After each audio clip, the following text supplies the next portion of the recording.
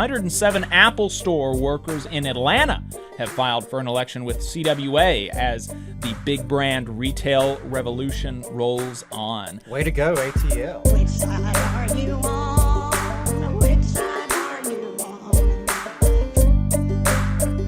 Last Week in Southern Labor is a segment that we do every week where we cover what happened the last week in the labor movement in the South. We get this information from Jonah Furman's newsletter, Who Gets the Bird? You can read what happened in the entirety of the labor movement across the United States in his Substack, whogetsthebird.substack.com, and let's just jump right into it. It was a relatively quiet week for Starbucks Workers United, with 285 workers at 11 stores filing for election, which in any other time would be massive, would be absolutely massive, including in New Orleans, Louisiana. 159 subcontracted janitors and maintenance workers who work at the VA facilities in San Juan, Ponce, and Mayagüez, Puerto Rico, are organizing with SEIU Local 1996. 125 production workers for PSSI in Waco, Texas, are unionizing with UFCW Local 540.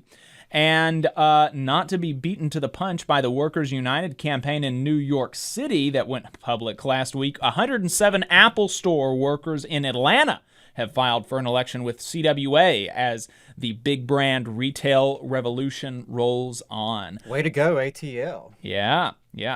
35 workers for Ingert Plumbing and Heating in Knoxville, Tennessee are joining UA Local 102. For staffers for FLOC in Dudley, North Carolina, which is the Farm Labor Organizing Committee, are forming a union themselves. 3 maintenance workers at Suiza Dairy in Aguadilla, Puerto Rico, are joining the Centro General de Trabajadores, which is a union, obviously. 8 guards at 1 Constitution Square in D.C. are joining either SPFPA or the Fraternity of American Protective Officers.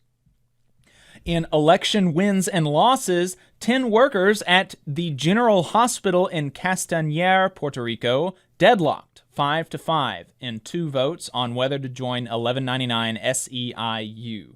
And workers at local water utility in Washington, D.C. Suburban Sanitary Commission have voted to unionize with the Teamsters, Local 730, under a new Maryland law. In strikes and bargaining updates, bargaining has begun between manufacturer Arconic and 4 steelworker locals, Local 105 in Davenport, Iowa, Local 115 in Lafayette, Indiana, and Local 309 in Alcoa, Tennessee, and Local 420A in Messina, New York. The contract covers around 3,000 workers and expires on May 15th. 1,000 mine workers are still on strike in Brookwood with no support from the political class in the state, and 300-some-odd machinists at ULA in Decatur, represented by the Machinists Union, are voting on their contract on May the 1st. And finally, in political news, AFL-CIO President Liz Shuler went on a New York Times podcast with Jane McAlevey and said a lot of things about the labor movement and the Democratic Party and why mainstream unions have failed to organize. You just saw a clip from the Valley Labor Report. We are live every Saturday morning from 9:30 a.m. till 12:30 p.m. And we pride ourselves on keeping all of our content free to everybody so that we can talk to as many working folks as possible. If you support the work that we're doing, you think that it's important, you think that it's good, then consider making a monthly contribution to the project, and you can do that on our website, tvlr.fm.